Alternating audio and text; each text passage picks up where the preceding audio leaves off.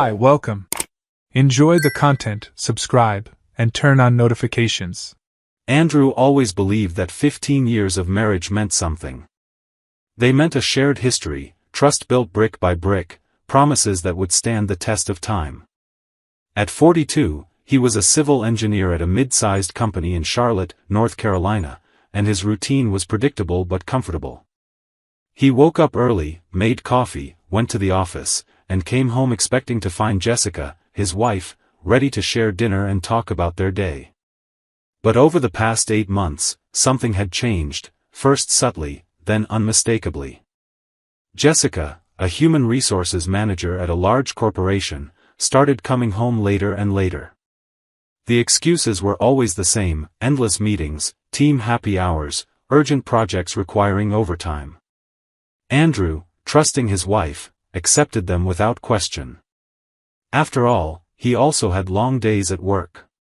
But there were signs he tried to ignore. Jessica stopped smiling when he walked into the room. She turned her phone away whenever a notification came in.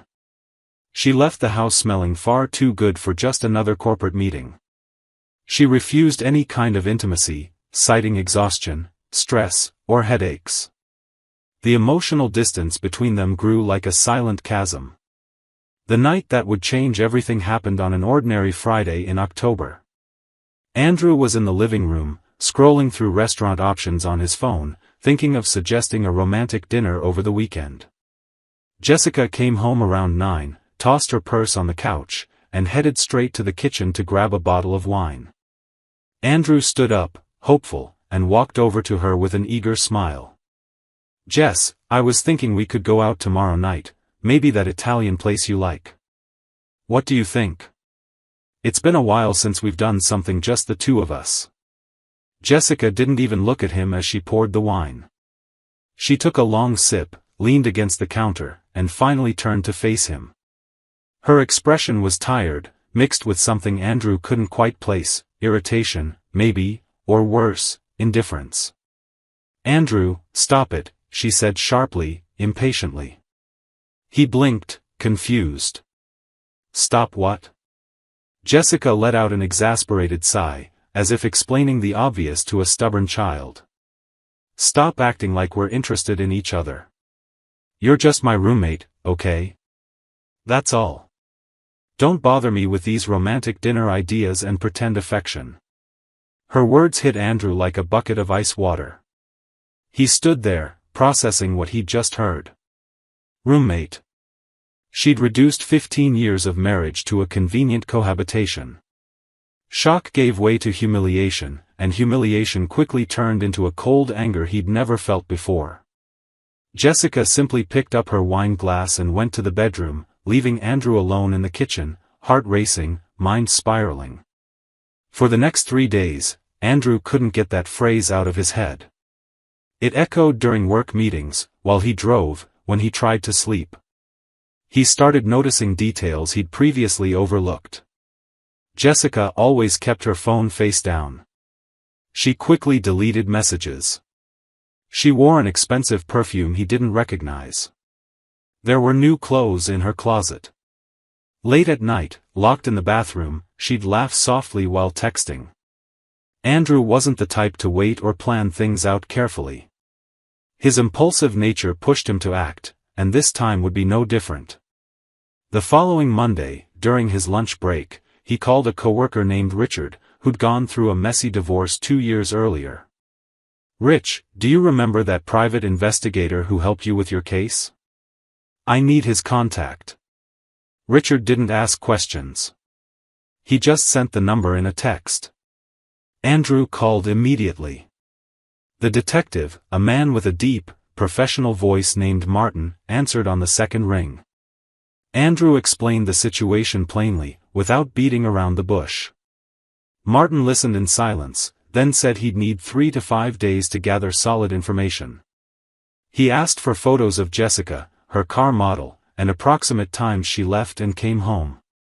Andrew provided everything. The wait was agonizing, but he kept up his normal routine, interacting with Jessica only when necessary. She barely noticed his presence anyway. On Thursday afternoon, Andrew got a call from Martin asking to meet at a discreet cafe downtown. When Andrew arrived, Martin was seated at a corner table with a brown envelope in front of him. The detective's expression was serious, almost sympathetic. "I'm sorry, Andrew. This kind of thing isn't easy to deliver." He slid the envelope across the table. Andrew opened it, hands trembling slightly. Inside was a series of high-resolution printed photos. The first showed Jessica stepping out of her car in front of a luxury hotel in downtown Charlotte. The second captured her next to a man in a sharp suit, gray at the temples, with an elegant bearing. They were smiling, standing far too close to be just colleagues. The third photo showed them kissing in the parking lot, his hands on her waist. The following images documented the couple entering the hotel lobby, stepping into the elevator, moments of intimacy that left no room for doubt. Martin slid a second set of papers across the table. "I identified the guy. His name is Trevor Lawson, CFO at the same company where your wife works. Married for 23 years, 2 adult daughters. From what I found, their affair started about 4 months ago. They always meet at the same hotel, every Tuesday and Thursday during extended lunch breaks, and sometimes at night when she says she's at happy hour." Andrew stared at the photos, chest tightening. This wasn't just betrayal, it was premeditation, routine, a parallel life built on systematic lies. He slowly closed the envelope, thanked Martin, paid for the service, and left the cafe with icy clarity. Andrew didn't need more proof. He wasn't going to spend weeks or months gathering additional evidence like some patient investigator. He was impulsive, and his decision was made. He got home before Jessica and spread the photos across the living room coffee table, arranged in chronological order like a criminal investigation board. He sat on the couch and waited. Jessica came home around 10, as usual. She walked in with her phone in hand, smiling at the screen as she typed. She didn't look up until Andrew spoke. "Want to tell me about Trevor?"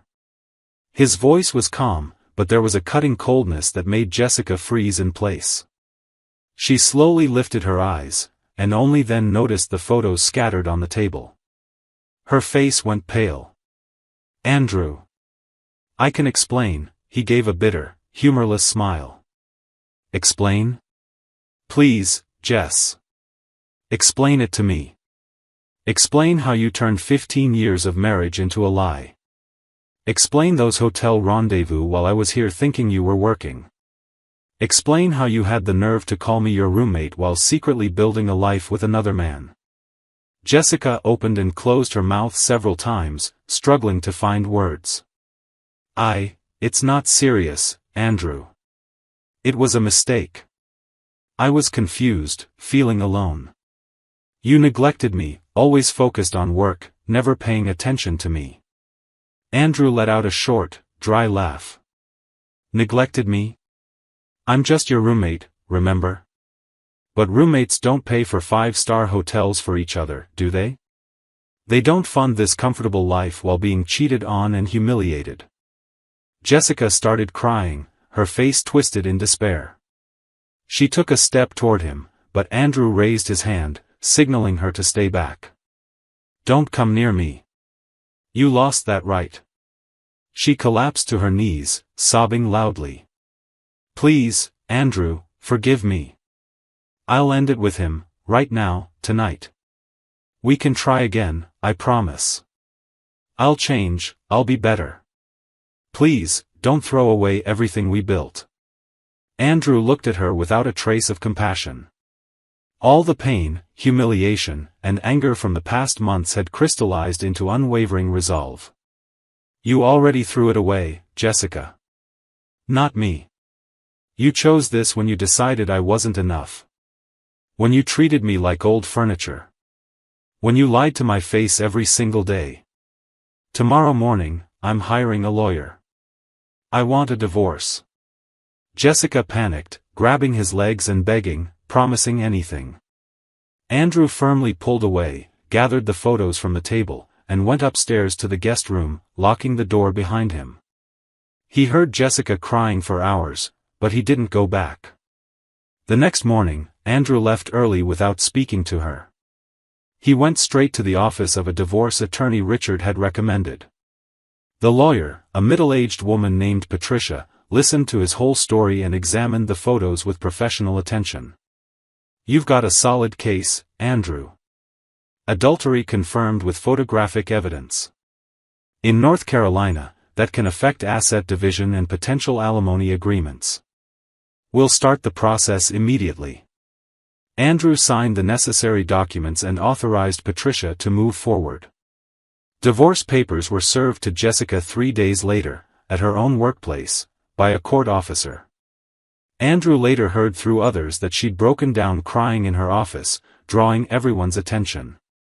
News of the separation spread quickly. What Jessica didn't expect was the second twist. Trevor, the elegant and confident lover, started feeling the pressure. His wife, a sharp attorney named Olivia, had noticed changes in his behavior and quietly launched her own investigation. When office gossip about Trevor and Jessica began circulating, Olivia confronted her husband with surgical coldness. She made it clear, either he ended things with his mistress immediately and entered couples therapy, or she would file for a brutal divorce that would leave him with nothing, including his pristine reputation and position at the company. Trevor, calculating and cowardly, didn't hesitate. He sent Jessica a cold message saying the affair was over, that it had been a mistake, and blocked her on all platforms. Jessica tried calling, texting from other numbers, even showed up at his office, but Trevor avoided her with relentless determination. She'd lost not only her marriage but also the lover she thought would be her future. The divorce proceedings moved quickly. The photos were irrefutable evidence, and Jessica had no way to contest them. Patricia secured a favorable asset division for Andrew, given the proven infidelity. The house was sold, and Andrew received a larger share of the proceeds. Joint accounts were closed. Mutual friends, once they learned the full truth, sided with Andrew. Jessica tried telling her version, that Andrew had been distant and cold, but the evidence spoke louder. She began to be seen as the villain of the story, and social isolation followed immediately. At work, though she wasn't formally fired, she felt judgmental stares, hallway whispers, and subtle exclusion from company social events. Trevor, protecting his own image, quietly spread the story that Jessica had made unwanted advances, further damaging her reputation. Andrew, meanwhile, faced difficult months. The pain of betrayal didn't vanish overnight. There were nights he woke up in a cold sweat, replaying the words, "You're just my roommate," and feeling the humiliation burn all over again. But he refused to sink. He started seeing a therapist specializing in relationship trauma. He joined a gym, not for looks, but to release the accumulated anger and frustration. He returned to hobbies he'd abandoned during the marriage, picked up his guitar again, joined a book club, and began weekend hikes with a group of friends he'd neglected over the years. The initial loneliness gave way to rediscovering himself. Andrew realized he'd lost himself trying to hold together a marriage that had been dead for months, maybe years. He'd been convenient, a roommate who paid bills, kept the house running, and sustained an illusion. Now, he was free. 6 months after the divorce was finalized, Andrew was unrecognizable, not physically, but emotionally. There was a lightness in him that hadn't existed before, a genuine confidence. He moved into a modern apartment in a lively Charlotte neighborhood and decorated it exactly how he'd always wanted, without compromise or negotiation. He adopted a dog from a local shelter, a Labrador named Max, who quickly became his inseparable companion. He started going out with friends regularly, met new people, and even accepted a few dinner invitations from potential romantic interests, though without rushing into anything serious. Andrew had learned to value his own company, to stop depending on outside validation, and to recognize signs of disrespect before it was too late. Jessica, by contrast, faced the consequences of her choices. She tried reconciling with Andrew many times, sending long messages begging for forgiveness, waiting in his office parking lot, calling late at night crying and pleading for another chance. Andrew, firm and resolute, blocked all her contacts and instructed Patricia to make it clear that any attempt to approach him would be considered harassment. Jessica was truly alone.